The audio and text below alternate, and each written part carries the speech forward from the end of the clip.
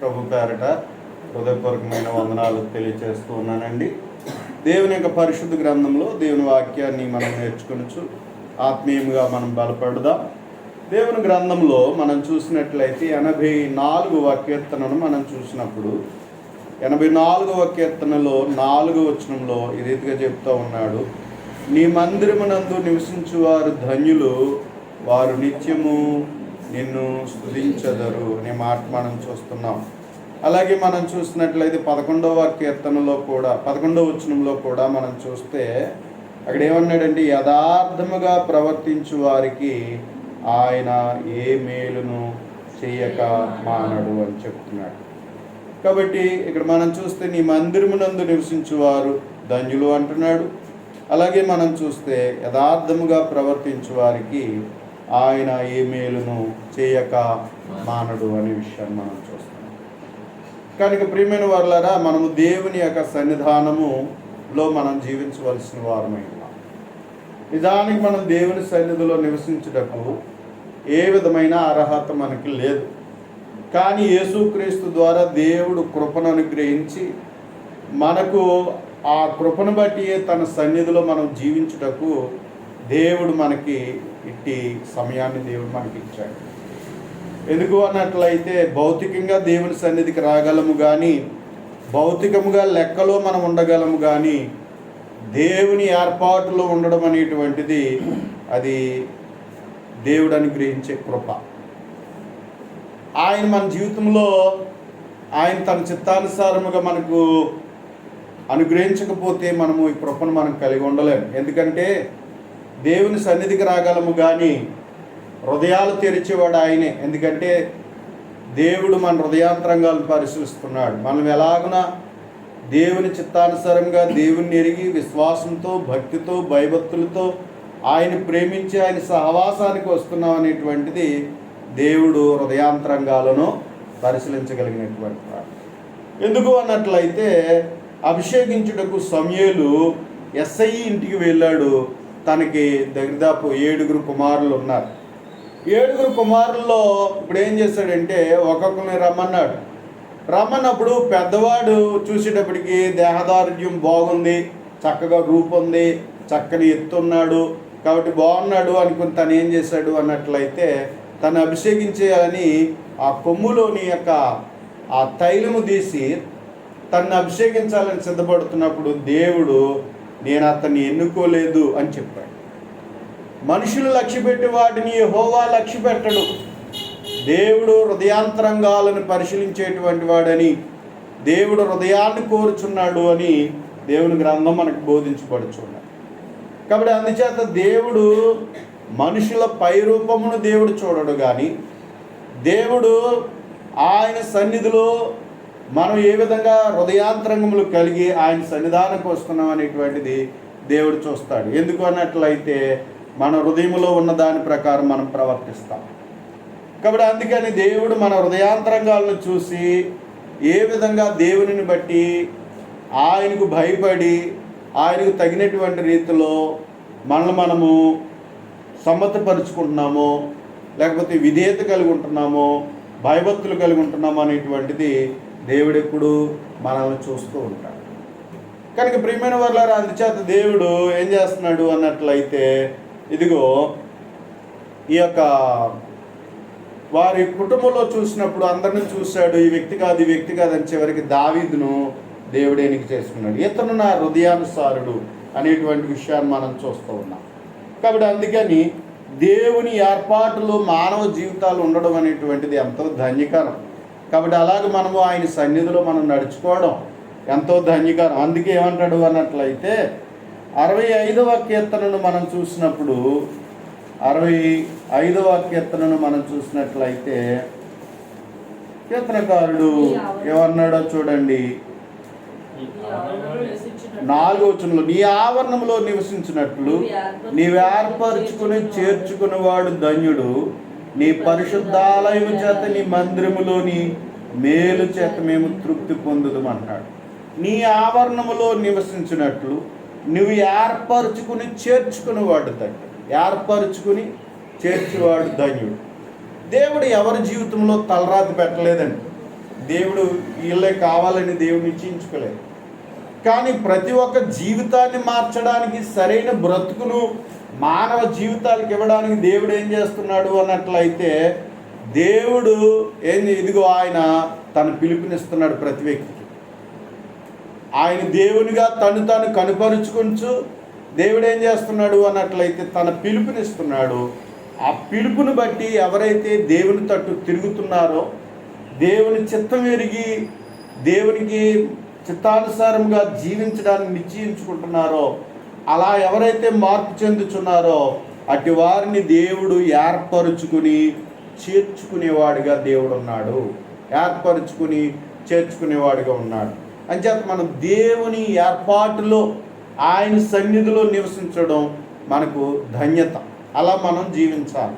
కాబట్టి అలా ఉండాలనేటువంటిది దేవుడు మనల్ని కోరుకుంటున్నాడు. కాబట్టి దేవుని సన్నిధికి, దేవుని యొక్క ఏర్పాటులో, దేవుని యొక్క నిశ్చయతలో మనం ఉండేటట్లుగా, ఆయన మనల్ని చేర్చుకునేటట్లుగా దేవుని యొక్క సన్నిధిలో మనము నడుచుకోవాల్సిన వారమన్నా. నిజం, దేవుని మందిరంలో నివసించేవారు ధన్యులు. ఆయన సన్నిధిలో యథార్థముగా జీవించే వారికి ఆయన ఏ మేలునో చేయక మానడు అనేటువంటి విషయాన్ని మనం చూస్తున్నాం. దేవుని యొక్క పరిశుద్ధ గ్రంథంలో హిజ్కియా అనేటువంటి రాజును మనం చూస్తాం.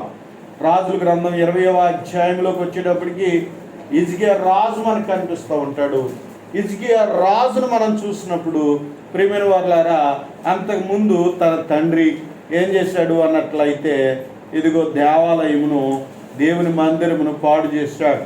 కాబట్టి ఉన్నత స్థలములను నిర్మింపజేసి వారు ఏం చేశారు అన్నట్లయితే దేవునికి విరుద్ధంగా ప్రవర్తించినప్పుడు ఈ యొక్క హిజ్కియా అయితే దేవుని చిత్తాన్ని బట్టి తను ఏం చేశాడు అన్నట్లయితే దేవునికి భయపడి దేవుని సన్నిధిని చక్కగా మరలా ఏవైతే లోపాలు ఉన్నావో వాటివన్నిటిని కూడా తొలగించి తను ఏం చేశాడు అన్నట్లయితే దేవునికి తగినట్లుగా దేవుని మందిరాన్ని బాగు చేసినట్లుగా మనం చూస్తాం.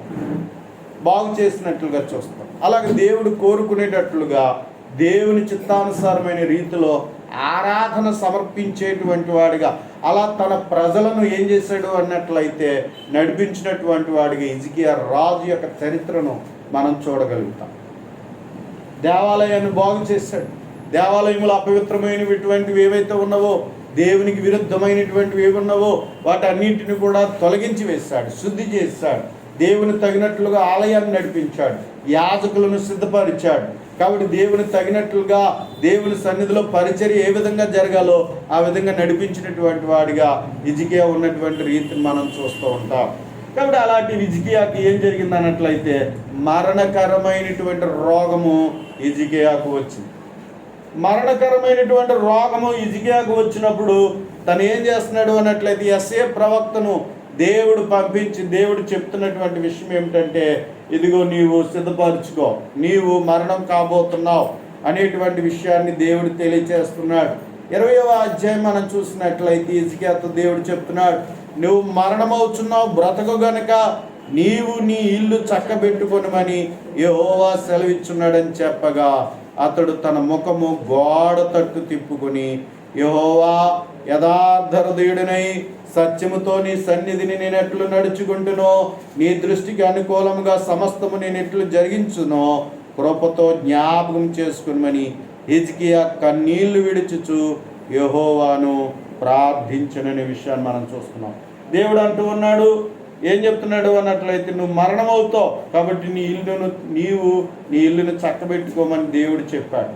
అయితే అతడు ఏం చేశాడు, దేవుని తట్టు తిరిగి తన ముఖము గోడ తట్టు తిప్పుకొని తను ఏం చేశాడంటే దేవుని ఎదుట కన్నీళ్లతో వేడుకున్నాడు, దేవా నీ సన్నిధిలో నేను ఎంత యథార్థముగా నేను సేవించానో అనేటువంటి విషయాన్ని, ఎంత సత్యముతో నీ సన్నిధిని నేను ఎట్లు నడుచుకుంటునో, నీ దృష్టికి అనుకూలంగా సమస్తము నేను ఎట్లు జరిగించుతునో కృపతో జ్ఞాపకము చేసుకునమని ఏం చేశాడు అన్నట్లయితే దేవునిని బ్రతిమలాడుకున్నటువంటి రీతి మనం చూస్తాం. అంటే దేవుని సన్నిధిలో తను ఎలా నడుచుకున్నాడు అన్నట్లయితే దేవుని సన్నిధిని దేవునికి తగినట్లుగా దేవుడు కోరుకునేటట్లుగా తను ఏం చేశాడు అన్నట్లయితే దేవాలయాన్ని బాగు చేశాడు, క్రమపరిచాడు, దేవుని తగినటువంటి సేవ జరిగేటట్లుగా తను ఏం చేశాడు అంటే తను నడుచుకున్నటువంటి రీతిని మనం చూసాం. అయితే మరణకరమైనటువంటి పరిస్థితి తన జీవితంలో ఎప్పుడైతే వచ్చిందో తను చేసినటువంటి పరిస్థితి ఏంటి అన్నట్లయితే ఇప్పుడు దేవుని బ్రతిమలాడుకుంటున్నాడు. ఏమన్నాడంటే, నేను ఎంత యథార్థంగా ఎంత సత్యముగా నీ సన్నిధిలో నేను నడుచుకుంటున్నాను, జ్ఞాపం చేసుకో అని చెప్తా ఉన్నాడు. అంటే తను ఎలా నడుచుకున్నాడు? దేవుని సన్నిధిలో యథార్థంగా నడుచుకున్నాడు, సత్యముగా జీవించాడు. దేవుని గ్రంథంలో ఏం చెప్తున్నది? 84వ కీర్తనలో యథార్థముగా ప్రవర్తించే వారికి ఏ మేలును చెయ్యక మానడు అనేటువంటి విషయాన్ని మనం చూస్తున్నాం. అలాగే దేవుని సన్నిధిలో ఎవరన్నట్లయితే ఇదిగో హిజ్కియా జీవించాడు కాబట్టే, అలా నడుచుకున్నాడు కాబట్టే ఇప్పుడు దేవుని ఎదుట బ్రతిమలాడుకున్నటువంటి పరిస్థితిని మనం చూస్తున్నాం. కన్నీళ్లు విడిచి దేవుని అడిగినప్పుడు అతడు దేవుని సన్నిధిలో నడుచుకున్న రీతిని బట్టి, యథార్థతను బట్టి, సత్యమును బట్టి, నడిచిన రీతిని బట్టి దేవుడు జ్ఞాపం చేసుకుని మరణమవుతున్నాడు అనేటువంటి అతని యొక్క స్థితిని దేవుడు 15 సంవత్సరాలు తనకు ఆయుష్ ఇచ్చినటువంటి రీతిని మనం చూడగలుగుతూ ఉన్నాం. 15 సంవత్సరాలు అతడు జీవించేటట్లుగా దేవుడు అతనికి ఏం చేశాడంటే మేలు చేసినటువంటి రీతిని మనం చూడగలుగుతాం. మేలు చేసినటువంటి రీతిని మనం చూస్తున్నాం. కనుక ప్రియమైన వాళ్ళారా, ఎవరైతే దేవుని యొక్క సన్నిధిలో దేవునికి తగినట్లుగా యథార్థంగా ఆయనకు తగినట్లుగా సత్యముగా జీవింపజేస్తూ ఉంటారో, ఎలాగైతే ఆయనతో నడుచుకుంటూ ఉంటారో, అలా నడిచినటువంటి నడవడికను దేవుడు మరిచిపోయేవాడు కాదు. కనుక మన జీవితంలో అలా దేవుని తట్టు తిరిగితే, అలా మనం ఆయనతో మనం జీవించినట్లయితే దేవుడు ఇదిగో చెప్తున్నాడు, యథార్థంగా ప్రవర్తించే వారికి ఏ మేలునో చేయక మానడు అనేటువంటి సంగతిని మనము చూడగలుగుతూ ఉన్నాం. కనుక ప్రియమైన వాళ్ళారా, అదేవిధంగా మరొక రాజును మనం చూడగలిగినప్పుడు 22వ అధ్యాయం 23వ అధ్యాయం మనం చూసినట్లయితే మనకు కనిపిస్తున్నటువంటి వ్యక్తి ఎవరు అన్నట్లయితే మనకు యోషియా అనేటువంటి రాజు కనిపిస్తూ ఉన్నాడు. యోషియా హిజ్కియా చనిపోయిన తర్వాత మనస్సే అనేటువంటి వాడు పరిపాలన చేశాడు. అతడు ఏం చేశాడంటే హిజ్కియాలా కాకుండా అతడు ఏం చేశాడంటే లోకములు బట్టి లోక ప్రకారంగా అతడు ఏం చేశాడు అన్నట్లయితే లోకరీతిగా ఉన్నత స్థానాలు నిర్మించి బలిపీఠాలు కట్టించి దేవునికి విరుద్ధమైనటువంటి రీతిలో తను ఏం చేశాడంటే దేవుని సన్నిధిని కూడా పాడు చేసిన వ్యక్తిగా ఉన్నటువంటి మనస్సేని మనం చూస్తాం. ఆ తర్వాత యోషియా కాలానికి వచ్చినప్పుడు అదంతా చూసి తను ఏం చేస్తాడు అన్నట్లయితే దేవుని సన్నిధికి దేవుని తగినట్లుగా యథార్థముగా దావీదు వలె యథార్థముగా దేవుని దృష్టికి బ్రతకాలని తను నిశ్చయించుకున్నటువంటి వాడిగా ఉన్నాడు. తను ముందు వారిగా ప్రవర్తించలేదు, కానీ దేవునికి తగినట్లుగా అతడు ఏం చేయాలనుకున్నాడు అన్నట్లయితే దేవునికి తగినట్లుగా యథార్థంగా బ్రతకాలని, అలా దేవునికి ఘనత తీసుకుని రావాలనేటువంటి బాధ్యతను తను కలిగి ఉన్నటువంటి సంగతిని మనం చూస్తాం. కాబట్టి అందుచేత చూడండి 2వ వచనం మనం చూస్తే 22వ అధ్యాయం 2వ వచనంలో అతడు యెహోవా దృష్టికి యథార్థముగా నడుచుచు కుడి ఎడమలకు తిరగక తన పితరుడగు దావీదు చూపిన ప్రవర్తనకు సరిగా ప్రవర్తించెను అనేటువంటి మాట చూస్తూ ఉన్నాం. అని చెప్పి తను ఏం చేశాడంటే దేవుని ఆలయాన్ని బాగు చేయాలనుకున్నాడు. ఏదైతే శిథిలమైపోయావో ఆ శిథిలమైపోయినటువంటి భాగాలన్నీ కూడా బాగు చేయాలని తను నిశ్చయించుకున్నాడు. అంచేత దేవుని ఆలయాన్ని తను ఏం చేశాడు అన్నట్లయితే బాగు చేశాడు. అలా బాగు చేసిన సందర్భంలో ఏం దొరికింది అన్నట్లయితే దేవుని ధర్మశాస్త్ర గ్రంథం దొరికింది.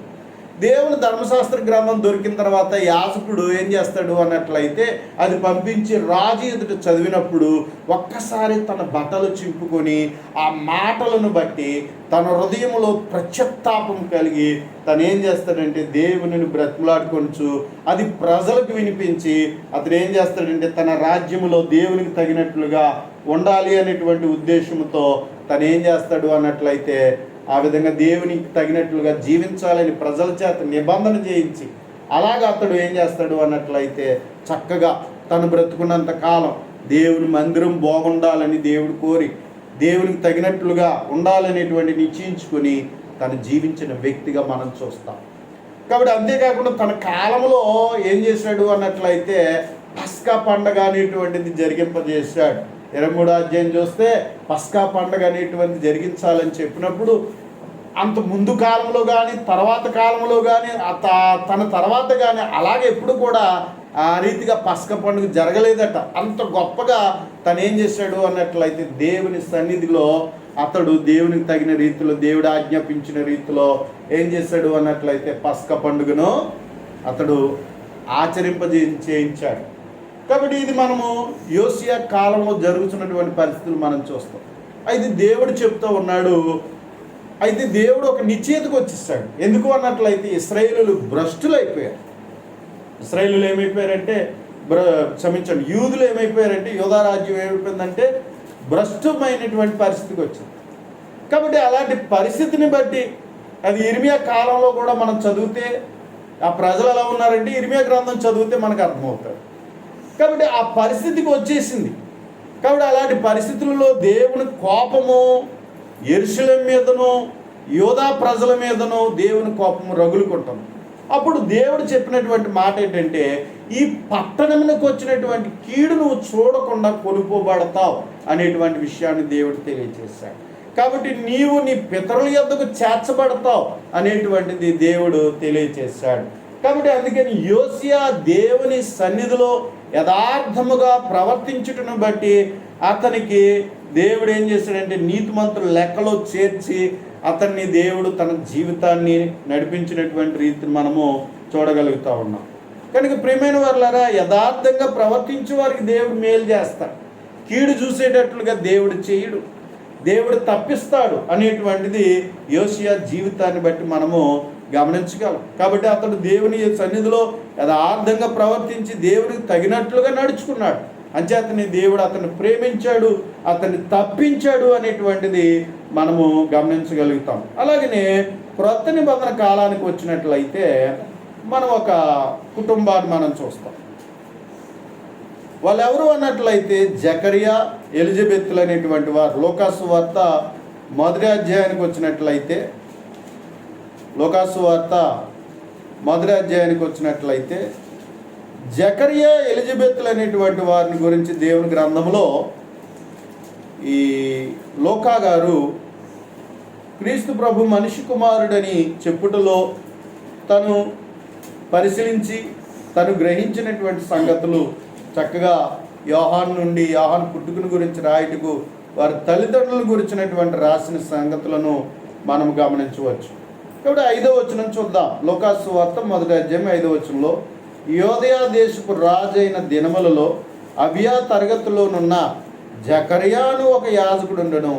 అతని భార్య అహరోను కుమార్తెలలో ఒకటి, ఆమె పేరు ఎలిజబెత్. వీరిద్దరూ ప్రభు యొక్క సకలమైన ఆజ్ఞల చొప్పునను న్యాయ విధుల చొప్పునను నిరపరాధులుగా నడుచుకొనుచు దేవుని దృష్టికి నీతిమంతులై ఉండేరి అనే మాట చూస్తున్నాం. కాబట్టి వీళ్ళు ఎవరు అన్నట్లయితే జకరియా, ఎలిజబెత్. ఈ జకరియా, ఎలిజబెత్ అనేటువంటి వారిని గురించి దేవుని గ్రంథంలో ఎంత చక్కగా చెప్పబడిందో చూడండి. వీరిద్దరూ ప్రభు యొక్క అంటే దేవుని యొక్క సకలమైన ఆజ్ఞల చొప్పునను న్యాయ విధుల చొప్పునను నిరపరాధులుగా నడుచుకొనుచు దేవుని దృష్టికి నీతిమంతులై ఉన్నారట, నీతిమంతులై ఉన్నారు. అయితే ఇలా నీతిమంతులుగా ఉన్న వారి పరిస్థితి ఎలా ఉంది? 7వ వచనంలో, ఎలిజబెత్ గొడ్రాలైనందున వారికి పిల్లలు లేకపోయిరి, మరియు వారిద్దరూ బహుకాలము గడిచిన వృద్ధులయ్యిరి అనేటువంటి విషయాన్ని మనం చూస్తాం. కాబట్టి వీరి కుటుంబాన్ని గురించి మనం చూస్తే వీళ్ళ పరిస్థితుల్లో దేవుడు చక్కగా అన్నీ బాగున్నాయి, కానీ ఒక లోటు కనిపిస్తావు. ఏంటంటే వాళ్ళకి పిల్లలు పుట్టరు. వారు బ్రతికాలం అంతా దేవుని సన్నిధికి వెళ్ళి దేవుని సన్నిధిలో వారు బ్రతుకులాడుకుంటూ ఉన్నారు, దేవుని మొక్కుకుంటున్నారు. అయ్యా మాకు అన్నీ ఇచ్చావు, కానీ మాకున్న లోటు ఏంటంటే మాకు పిల్లలు లేరు. దేవుని సన్నిధిలో వారికి ఉన్న లోటును బట్టి దేవుని తిట్టలేదు, వారు దేవునికి దూరంగా బ్రతకలేదు కదా. ఏదైనా మనకు దేవుడు ఇవ్వలేదు అనుకోండి, లోటు వచ్చింది అనుకోండి, ఏం చేస్తారు? ఏమండి, ఏదైనా లోటు వస్తే ఏం చేస్తారు? దేవుని మీద నమ్మకం తగ్గిపోద్ది. దేవుని ఏం చేస్తారు? దూషిస్తారు, దేవునిని దూషిస్తారు. కానీ ఇక్కడ మనం చూసినట్లయితే ఈ యొక్క ఎలిజబెత్, జకరియా వీరిద్దరూ కూడా దేవుని మీద ఇంకా భక్తి పెరిగింది, కానీ వారి భక్తి తరగలే. దేవుని సకలమైన ఆజ్ఞలు చెప్పునను న్యాయ విధులు చెప్పునను వారు ఎలా ఉన్నారు అన్నట్లయితే దేవుని ఎదుట నీతిమంతులుగా బ్రతికారు, నీతిమంతులుగా బ్రతికారు. కనుక వారు ఎంత వాళ్ళు ఒక యాజక కుటుంబంగా వారు జీవిస్తూ ఉన్నారు. యాజక కుటుంబంలో వారు ఉండి వారు ఏం చేస్తున్నారు అన్నట్లయితే వారు చక్కగా దేవుని సన్నిధిలో దేవుని పరిచర్య, అంటే వారికి ఇవ్వబడిన తరగతి చొప్పున వారి విధులు ఎలా నిర్వర్తించాలో దాని ప్రకారముగా వారు చేస్తున్నారు. అలాగే దేవునికి తగినట్లుగా వారు బ్రతుకుతూ ఉన్నారు. అలా జీవిస్తూ ఉన్నప్పుడు వారికి ఏమైంది అన్నట్లయితే పిల్లలు లేరు. కానీ వీళ్ళకి పిల్లలు లేరని దిగులుంది, వృద్ధులైపోయారు, ఇంకా అయిపోయింది, పిల్లలు పుట్టరే అనేటువంటి వాళ్ళకి ఇంకా వాళ్ళ వృద్ధాప్యాన్ని బట్టి వాళ్ళకి అపనమ్మకం కూడా కలిగింది. అంటే పుట్టే పరిస్థితి లేదు, మాకు వయసు మించిపోయింది అనేటువంటి స్థితిలో వాళ్ళు ఉన్నారు. అయితే ఒకరోజు తన తరగతి చొప్పున దేవుని సన్నిధిలో ధూపం వేయడానికి జకరియాకు వంతు వచ్చింది. అలా వంతు వచ్చి దేవుని సన్నిధికి వెళ్ళి దేవుని యొక్క మందసం ఎదుట అతడు ధూపం వేయడానికి వెళ్ళాడు.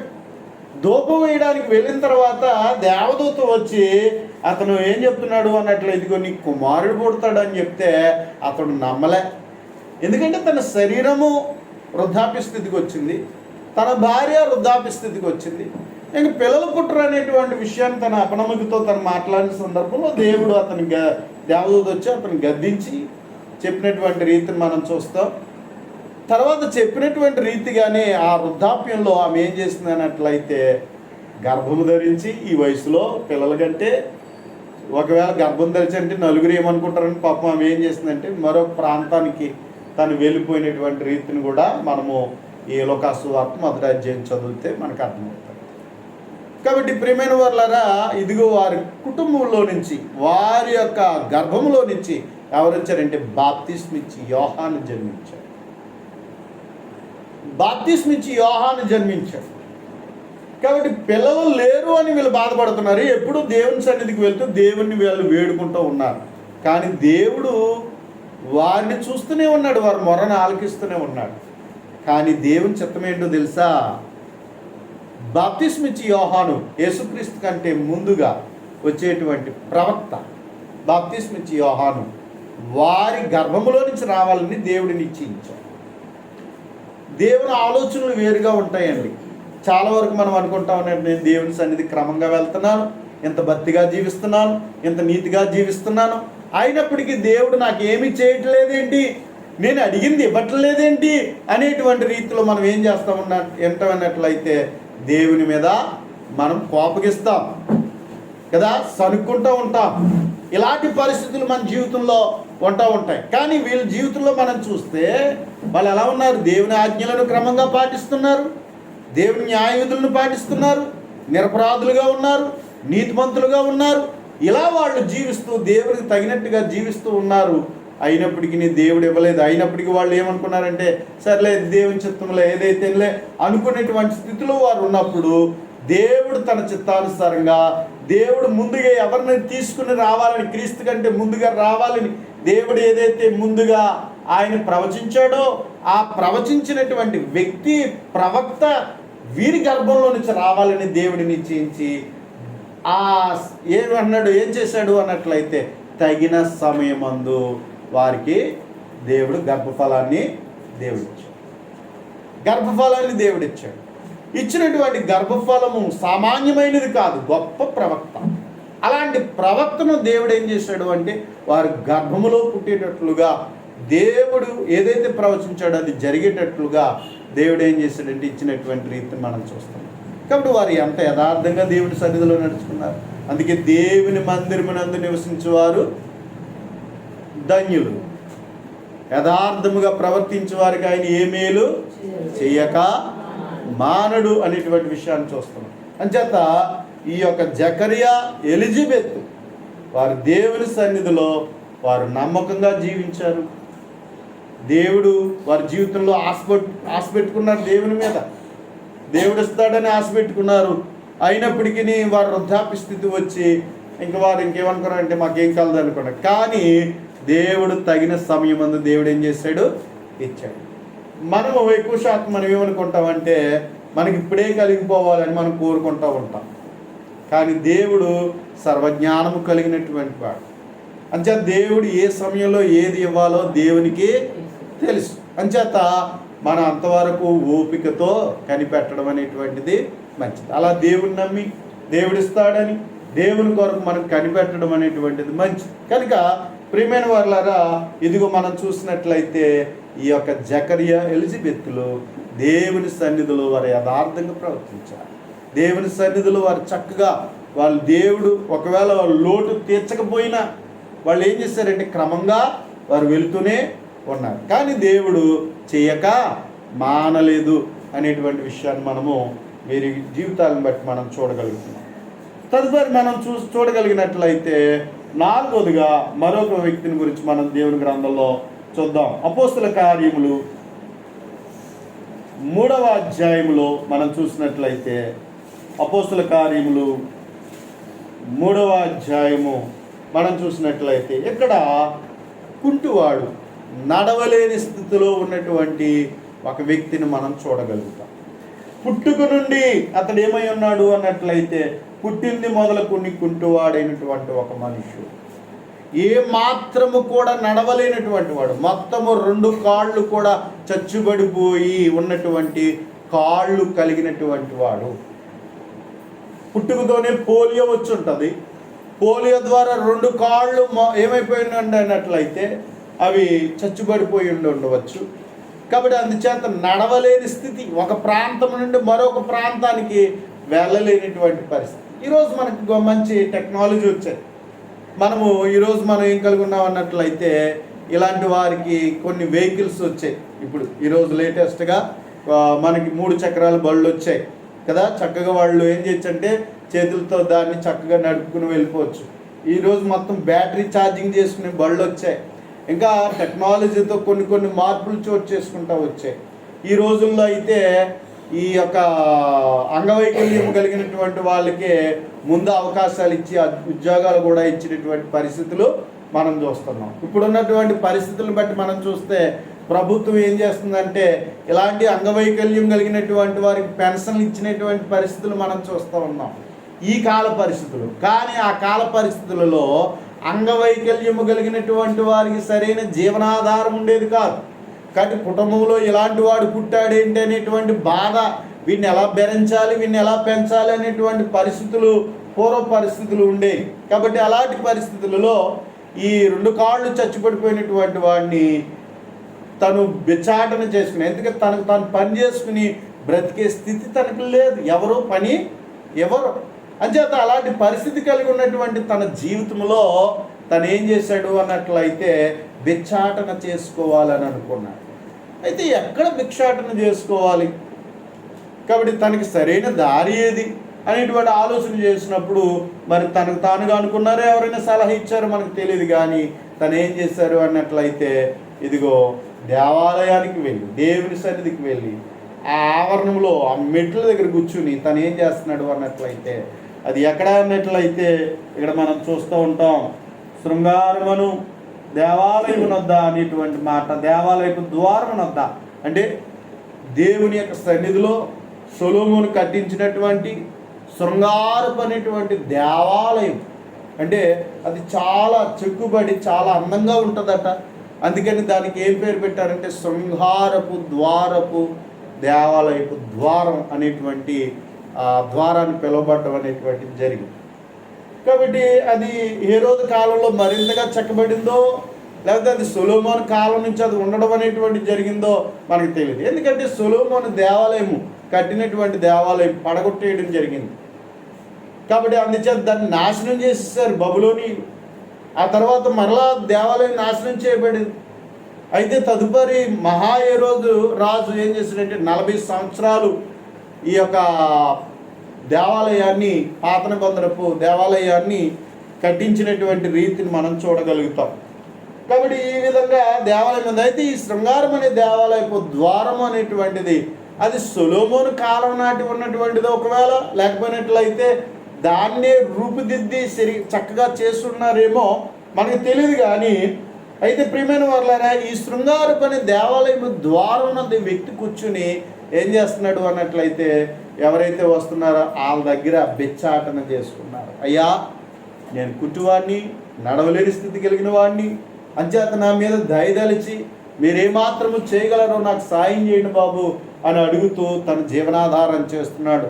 రోజు తను ఎవరిని బ్రతిమలాడుకుంటున్నాడో, తన కుటుంబం వాళ్ళు బ్రతిమాలుకుంటున్నాడో, తన స్నేహితులైన వారిని బ్రతిమాలుకుంటున్నాడో, ఎలా బ్రతిమాలుకుంటున్నాడో తెలియదు, కానీ తనను మోసుకొని వచ్చుచు అతను ఏం చేస్తున్నారు అన్నట్లయితే దేవాలయపు ద్వారమునొద్ద, ఆ మెట్ల యొద్ద తను ఏం చేస్తున్నారు అన్నట్లయితే అతన్ని రోజు కూర్చుండబెడుతున్నారు. మరి అలా కూర్చున్నప్పుడు తను ఏమనుకున్నాడంటే, అందరూ చక్కగా దేవుని సన్నిధికి వెళ్తుంటే, లోపలికి వెళ్తూ ఉంటుంటే తాను కొన్నిసార్లు బాధపడుతూ ఒక విధంగా మానసికంగా కృంగిపోయి తాను బాధపడేటువంటి పరిస్థితి తనకు కలిగి ఉండవచ్చు. ఎలా కలిగి ఉండవచ్చు అనేటువంటి విషయాన్ని మనం చూడగలిగితే, అందరూ చక్కగా కాళ్ళు ఉన్నాయి కాబట్టి దేవుని సన్నిధి చక్కగా వచ్చి దేవుని సన్నిధిలో ఆవరణంలోనికి వెళ్ళి చక్కగా బలులు అర్పించి దేవుని మహింపరుస్తున్నారు. అయ్యో నాకు కూడా కాళ్ళుంటే దేవుని సన్నిధిలోకి వెళ్ళి చక్కగా దేవుని నేను ఏం చేద్దానంటే సేవించుదును కదా, అలాంటి అవకాశం లేదే అని చెప్పేసి రోజు తనలో తాను బాధపడుతూ ఉండొచ్చు. ఒకవేళ ఈ రీతిగా ప్రార్థన చేస్తూ ఉండొచ్చు, అయ్యా నా పుట్టుకతో ఈ పరిస్థితి వచ్చింది, అయ్యా నా కాళ్ళుంటే నీ సన్నిధిలో ఇంకా చక్కగా నేను నీ సన్నిధిలో నడుచుకుందును కదా, ఇలా కాకుండా చక్కగా వచ్చుతుంది కదా, నేను లోపలికి వచ్చి ఆవరణంలో కూర్చుని నేను ప్రార్థన చేసి ఉండేవాడిని కదా అనుకుని తనలో తాను రోజు దేవునికి ప్రార్థన చేస్తూ ఉండవచ్చు. అయ్యా నాకు ఈ బ్రతికేంటి, నేను బిచ్చాటన చేసుకునే పరిస్థితి ఏంటి, నా వైకల్యం ఏంటి నాయనా, నా బతికింతేనా అనుకుని ఒకవేళ ఈ రీతిగా తను ఏమన్నా ఒకవేళ బాధపడుతూ తను ఏం చేస్తూ ఉండొచ్చు అంటే దేవునిని బ్రతిమలాడుకుంటూ ఉండొచ్చు. కాబట్టి ఈ వ్యక్తి దరిదాపు 40 సంవత్సరాల వ్యక్తి కలిగిన వాడు. అంటే పుట్టుకతో ఎన్ని సంవత్సరాల నుంచి దేవుని సన్నిధికి వస్తున్నాడు, అలా మోసుకుని రాబడుతూ ఆ మెట్ల వద్ద కూర్చున్నట్టు. కాబట్టి అతడు ఆ విధమైనటువంటి బాధను వ్యక్తం చేసుకుని ఉండవచ్చు. ఇలాగ పుట్టుకతో ఉన్నాడు కాబట్టి మానసికంగా కృంగిపోయి తను ఏం చేస్తుంటాడు అన్నట్లయితే తనకు మంచి బ్రతికిస్తే బాగును, దేవుని సన్నిధికి నేను ఇంతలా వస్తున్నాను, ప్రార్థిస్తూ ఉన్నాను, నాకు ఏం మేలు అని ఒక విధంగా తను ఏం చేస్తుండొచ్చు అన్నట్లయితే దేవునిని బ్రతిమలాడుకుంటూ ఉండొచ్చు, ప్రార్థిస్తూ ఉండొచ్చు, కన్నీళ్లు విడుస్తూ ఉండొచ్చు. మరి ఇలా కన్నీళ్లు విడుస్తున్నటువంటి ప్రార్థన దేవుడు వింటూనే ఉన్నాడు. అయితే ఒకరోజు తన జీవితంలో జరగవలసిన కార్యం తన బ్రతుకులో జరగాలని దేవుడు నిశ్చయించి ఉండొచ్చు.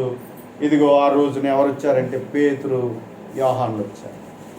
పేతురు, యోహానులు వారు ఏం చేశారంటే చక్కగా వస్త్రధారణ కలిగి ఉన్నారు.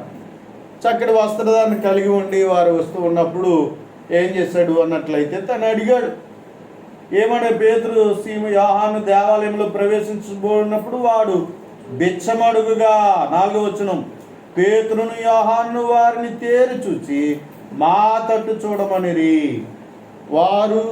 వారి యొద్ద ఏమైనా దొరుకునని కనిపెట్టేచ్చు వారి యందు లక్ష్యమించును. అతడు పేతురు, వెండి బంగారములు నా యొద్ద లేవు కానీ నాకు కలిగిందే నీకు ఇచ్చుచున్నాను అని చెప్పాడు. కాబట్టి ఆ వ్యక్తి ఏమనుకున్నాడంటే వీళ్ళ దగ్గర ఏమైనా ఉంది ఇస్తారేమో అని చూస్తాడు. ఎందుకంటే వాళ్ళు ప్రేమగా పలకరించి ఉండొచ్చు. పేతురు, యోహానులు ఏం చేస్తుండొచ్చండి, ప్రేమగా పలకరించేటప్పుడు ఒకవేళ సర్వసాధారణంగా వచ్చేటువంటి వాళ్ళు ఈ దేవుని సన్నిధికి వచ్చిన కొంతమంది మామూలుగా ఇచ్చి ఉండొచ్చు. ప్రేమగా పలకరించేటప్పటికి ఈరోజు నాకు ఏదో ఇవ్వబోతున్నారేమో అనేటువంటి మంచి సదాభిప్రాయంతో అతడు వారి కొరకు చూస్తుండొచ్చు. కానీ ఇక్కడ చూస్తే మా దగ్గర వెండి బంగారాలు ఏమీ లేవు కానీ ఇదిగో మాకు కలిగినది ఇస్తున్నామని చెప్పారు. కలిగినది ఇస్తామనేటువంటి అతనికి అర్థం కాలేదు. కానీ అతను ఏం చేశాడంటే నజరేయుడైన యేసుక్రీస్తు నామమున నడుమని చెప్పి వారి కుడి చెయ్యి పట్టుకొని లేవనెత్తను. వెంటనే వారి పాదములను చీలమండలమును బలం పొందును. వాడు దిగ్గున లేచి నిలిచి నడిచెను. నడుచుచు గంతులు వేయుచు దేవుని స్తుతించుచు వారితో కూడా దేవాలయములోనికి వెళ్ళాను. వారితో కూడా దేవాలయములోనికి వెళ్ళానని మాట చూస్తున్నాం. ఎప్పుడైతే ఇదిగో పేతురు, యోహానులు అతను చేపట్టుకున్నారు, కుడి చేపట్టుకునేటప్పటికి లేమన్నారట. ఆశ్చర్యం, ఎలా లేవగలడు? ఆశ్చర్యపోయి ఉంటాడు. ఇదేట్రా, ఎవరైనా నన్ను మోసుకుని వచ్చేవారు, వీళ్ళేంటి ఇలా మాట్లాడుతున్నారు, లెమ్మంటున్నారేంటి అని అనుకుని ఉండొచ్చు. చెయ్యి అందించాడు, నీ చెయ్యి ఇమ్మంటే ఏదో ఇస్తాడు అనుకుని ఉండొచ్చేమో. కానీ కుడి చేయి పట్టుకుని అలా చేయి పట్టుకుని, నీ చెయ్యి కుడి చేయిలా కానీ ఇవ్వని చెప్పినప్పుడు ఆ కుడి చేయి పట్టుకుని లే అన్నారట. లే అంటే ఆశ్చర్యపోయి ఉండొచ్చు. కానీ ఎప్పుడైతే లేమన్నారో ఆశ్చర్యం అప్పుడు వరకు చచ్చుబడిపోయి, నరాలు చచ్చుబడిపోయి, కండరాలు చచ్చుబడిపోయి, అప్పుడు వరకు వాళ్ళ కాళ్ళు ఎలా ఉన్నాయంటే పోలియో వచ్చిన కాళ్ళు చచ్చుబడిపోయి ఎలా ఉంటాయి చూడండి. కాళ్ళు ఎప్పుడు కూడా సాపడానికి కూడా వీలుండదు వాళ్ళకి, ఎందుకంటే చచ్చుబడిపోయి ఉంటాయి. స్పర్శ కూడా తెలియదు వాళ్ళకి పూర్తిగా. అలాంటి చచ్చుబడిపోయినటువంటి ఆ కాళ్ళలో జరిగినటువంటిది విషయం ఏమిటి అన్నట్లయితే చక్కగా వర్ణించాడు. ఏం జరిగింది అనేటువంటి విషయాన్ని మనం చూసినట్లయితే ఏమన్నాడు? లేవమని వెంటనే వాని పాదములు చీలమండములు బలం పొందాయట. పాదములను చీలమండలాలు బలం పొందాయి. నరాలలో శక్తి వచ్చింది, రక్త ప్రసరణ జరిగింది, కాళ్ళు చక్కగా బాగుపడ్డాయి, స్వస్థత పొందాడు. వెంటనే దిగ్గున లేచాడు, నడిచాడట, గంతులు వేసాడట. ఎంత సంబరాశ్చర్యాలతో తను ఏం చేస్తుంటాడో ఒకసారి ఆలోచించండి. ఎప్పటిక తన జీవితంలో పుట్టుక నాటి నుండి 40 సంవత్సరాల వరకు అలాగనే ఎవరితో మోసుకురాబడి నేను నడవగలిగిననేటువంటి నమ్మకం కోల్పోయినటువంటి వ్యక్తి యొక్క జీవితంలో దేవాన బతికింతేనా, ఏదయ్యా ఇలా నేను ఒకరిని బతిమాలుకుని బ్రతుకోవలసిన జీవితమేనా, ఇలా బిచ్చాటం చేసుకుంటూ బ్రతకవలసిందేనా, నీ సన్నిధికి కూడా లోపలికి రావడానికి కూడా అర్హత లేని వాడినేనా అని అనుకుంటూ తనలో తాను ఏం చేసుకుని ఉండొచ్చు అంటే ఎంతో బాధను కలిగి ఉండవచ్చు. అలాంటి అని యొక్క జీవితంలో జరిగినటువంటి విషయం ఏమిటి అన్నట్లయితే ఏం జరిగింది? దేవుని సన్నిధికి ఎప్పుడూ వస్తున్నాడు, ప్రార్థన చేసుకుంటూ ఉన్నాడు. ఆ వ్యక్తి యొక్క జీవితంలో జరిగినటువంటి విషయం ఏమిటంటే తను చూడనటువంటి, తను నమ్మలేనటువంటి గొప్ప ఆశ్చర్య కార్యం, అద్భుతం తన జీవితంలో జరిగినటువంటి సంగతి మనము చూడగలుగుతాం. కాబట్టి తన పాదాలు, తన చీలమండలాలు బలం పొంది లేచాడట, నడిచాడట, గంతులు వేశాడు. అక్కడ ఉన్న వాళ్ళందరూ ఆశ్చర్యపోయారు. ఒరే, మొన్నటి వరకు విచారణ చేసుకున్నటువంటి వ్యక్తేనా, లేకపోతే వాళ్ళ తమ్ముడు గట్టనా, ఎవరైనా తన బంధువా, ఎవరైనా అంటాడు అనుకుని వాళ్ళు ఆశ్చర్యపోయినటువంటి పరిస్థితి కూడా జరిగిందట. కనుక ప్రియమైన వాళ్ళు ఎంత ఆశ్చర్యం, ఎంత ఆశ్చర్యం. కాబట్టి అందుచేత దేవుని మందిరమునందు నివసించువారు ధన్యులు, దేవుని మందిరమునందు నివసించువారు ధన్యులు, యథార్థముగా ప్రవర్తించు వారికి ఆయన ఏ మేలు చేయక మానడు. కనుక ప్రియమైన వారిలో ఇదిగో వారి జీవితంలో మనం చూసాం. హిజ్కియాను చూస్తాం, అలాగే యోసియాను చూస్తాం, అలాగే మనము జకరియా, ఎలిజబెత్లను చూస్తాం, అలాగే మనం చూసినట్లయితే కుంటువాని యొక్క జీవితంలో మనం చూస్తున్నాం. కనుక ప్రియమైన వారులారా, దేవుని సన్నిధిలో నివసించేవారు తండ్రి, దేవుని సన్నిధిలో నివసించేవారు తండ్రి. దేవుడు ఎంతైనా నమ్మదగినవాడు, దేవుడు ఎంతైనా నమ్మదగినవాడు. ఇదిగో తన మేలులను మనం పొందుకునే కొరకే దేవుడు మనల్ని తన సన్నిధికి రమ్మన్నాడు. తన ఆశీర్వాదాలు మనం పొందుకోవడానికే ఇదిగో దేవుడు మనల్ని తన సన్నిధికి రమ్మంటూ ఉన్నాడు. కాబట్టి ఏ విధంగా దేవుని మీద ఆశ పెట్టుకుని, దేవుని మీద నమ్మిక పెట్టుకుని ఇదిగో ఆయన సన్నిధికి మనం వస్తున్నాం ఒకసారి ఆలోచించే. నువ్వు ఎలా దేవుని యందు నమ్మిక ఉంచి దేవుని సన్నిధికి వస్తూ ఉన్నావు.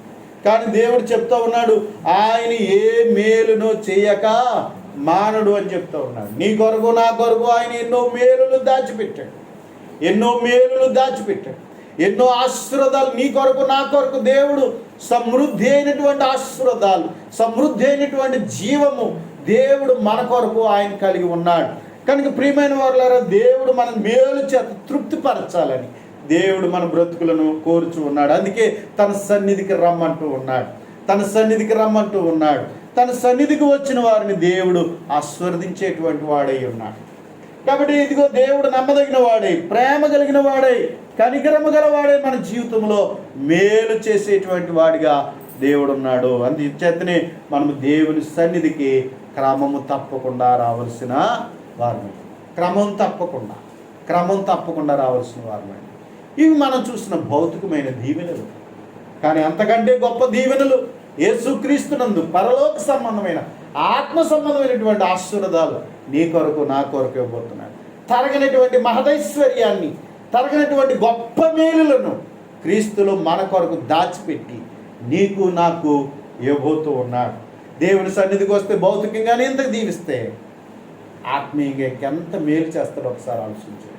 ప్రియమైన వారులారా, దేవుని యొక్క సన్నిధిలో మనము మర్యాదగా క్రమముగా దేవుణ్ణి ఆరాధించడం వల్ల మన జీవితంలో దేవుడు ఏం చేస్తున్నాడు అన్నట్లయితే క్షేమాభివృద్ధినిస్తున్నాడట, క్షేమకరమైన అభివృద్ధినిస్తున్నాడట. ప్రియమైన వారులారా, మనం రోజు మనం లేచి మనం పుట్టింది మొదలుకొని పాలు త్రాగుతూ మనం పెరిగాం, ఆహారాన్ని తీసుకుంటూ పెరిగాం. మనకు తెలియకుండానే మన శరీరం ఏం చెందింది? పెరిగింది కదా, అవునా? మన శరీరం మనకు తెలియకుండానే మార్పులు వచ్చాయి. వయసుతో పాటు మనకి ఏం జరిగింది అన్నట్లయితే మన శరీరంలో బలమును పొందుకొనుచు ఈ రీతిగా ఈరోజు మనం ఉన్నాం. అలాగే అనుదినము మన జీవితంలో దేవుని వాక్యాన్ని ధ్యానిస్తూ ప్రార్థిస్తూ దేవుని సహవాసంలో జీవించడం ద్వారా మనకు తెలియకుండానే మనలో ఆత్మీయమైనటువంటి అభివృద్ధిని దేవుడు మనకి ఇచ్చేటువంటి వాడై ఉన్నాడు. దేవుని సన్నిధికి మనం క్రమంగా వచ్చటం వల్ల దేవుని జ్ఞానం మనకు అందుతుంది, వివేకం మనకు గ్రహించబడుచున్నది. దేవుని సన్నిధికి చక్కగా వచ్చటం వల్ల దేవునితో సమాధానం, దేవుడు తన సమాధానాన్ని మనకి ఇచ్చేటువంటి వాడై ఉన్నాడు. కాబట్టి ఇదిగో దేవుడు తన సన్నిధిలో మనం చక్కగా జీవించడం ద్వారా దేవుడు మన జీవితంలో ఏం చేస్తున్నాడు అన్నట్లయితే నిత్య జీవాన్ని మన కొరకు, ఆయన జీవ కిరీటాన్ని మన కొరకు సిద్ధం చేశాడు. కాబట్టి వాటిని పొందుకునేటట్లుగా మన జీవితంలో క్రమం తప్పకుండా దేవుని సన్నిధికి మనము రావాల్సినటువంటి వారమై ఉన్నాం. ఒక విషయం గుర్తుపెట్టుకో, నువ్వు చేయవలసిన దినచర్యలో నువ్వు క్రమం తప్పకుండా నువ్వు ఆహారం తీసుకోవడం వల్ల నీ శరీరము ఆరోగ్యకరంగా ఉంటుంది. అలాగే క్రమం తప్పకుండా నువ్వు చేసే పనిలో క్రమంగా నువ్వు వెళ్ళటం ద్వారానే నీ అభివృద్ధి ఉంటుంది. అలాగే మనందరి జీవితంలో ఇదిగో దేవుని సన్నిధిలో క్రమంగా వచ్చేట ద్వారానే దేవుడు నీకు ఏమనుగ్రహించేవాడై ఉన్నాడు? మేలులు అనుగ్రహించేవాడై ఉన్నాడు. ఆయన నమ్మదగినవాడు.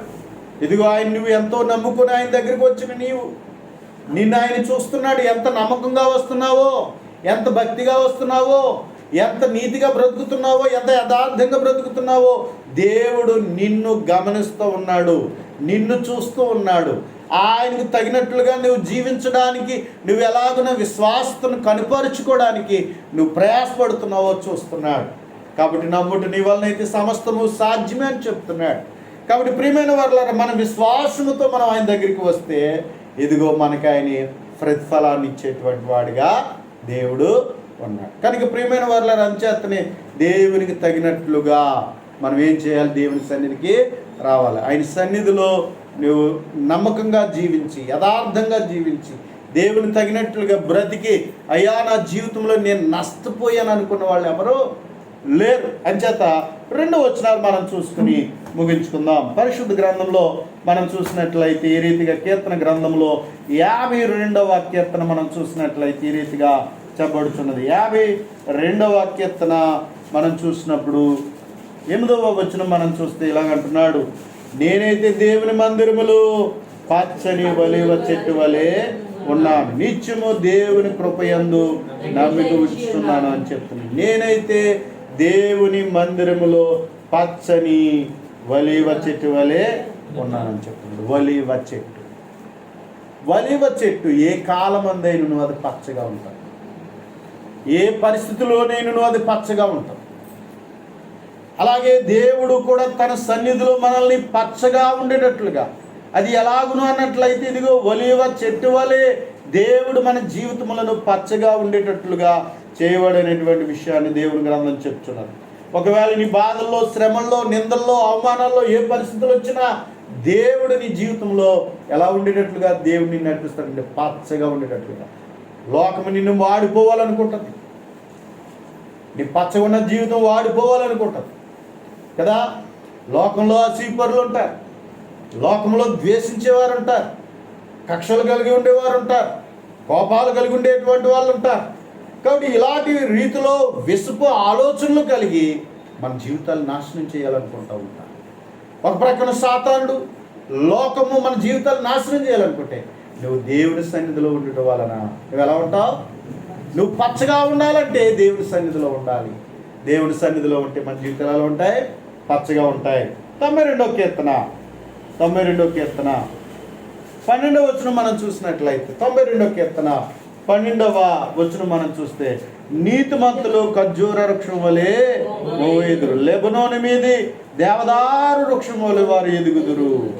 యెహోవా మందిరములో నాటబడిన వారి మన దేవుని ఆవరణములో వర్ధిల్లుదురు. నాకు ఆశ్రయ దొరకమని యెహోవా యథార్థవంతుడనియు ఆయన ఏ చెడుతనము లేదని ప్రసిద్ధి చేటికై వారు ముసలితనమందు ఇంకా చిగురు పెట్టుచుందరు, సారము కలిగి పచ్చగా ఉందరు అని చెప్తున్నారు. ముసలితనమందు కూడా దేవుడు ఏం చేస్తాడు అన్నట్లయితే చిగురు పెట్టేలాగున పచ్చగా ఉండేటట్లుగా దేవుడు మనల్ని దీవిస్తాడు.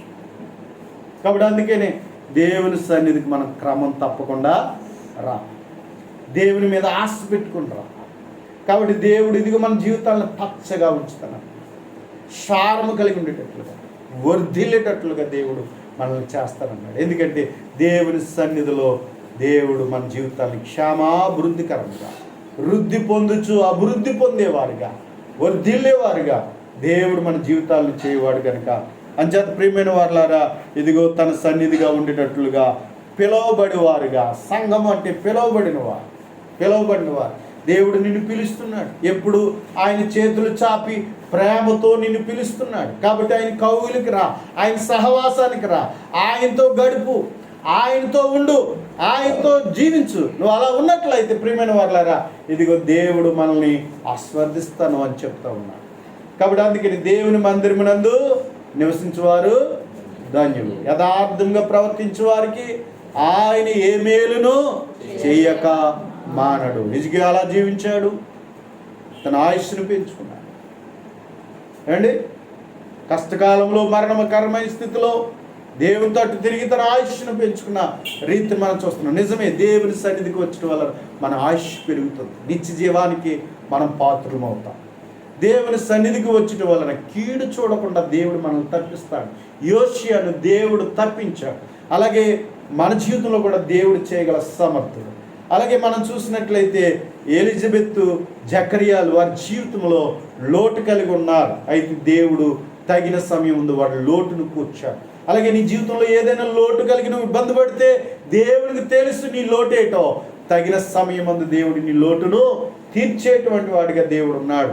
ఇదిగో కుంటివాడిగా తన జీవిత కాలం అంతా చచ్చుబడిపోయిన కాళ్ళతో బాధపడుతున్నటువంటి వ్యక్తి యొక్క నిరాశ జీవితంలో దేవుడు తన ఆశను చిగిరింపజేసి తను నిలబెట్టి దేవుని సన్నిధిలో చక్కగా దేవుని స్తుతించగలిగే కృపను దేవుడు ఇచ్చాడు.